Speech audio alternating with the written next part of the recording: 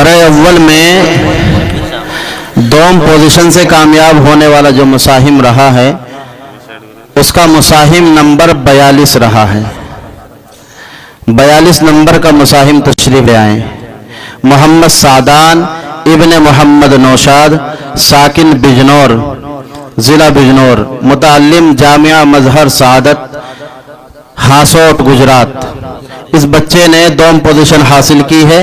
इसको नकद 15,000 रुपये और शहादत इम्तियाज़ और एक ट्रॉफी से नवाजा जा रहा है। यह अपना इनाम मास्टर सैयद साहब के हाथों से हासिल करेंगे इंशाअल्लाह। मास्टर सैयद साहब, मास्टर जी, मास्टर जी,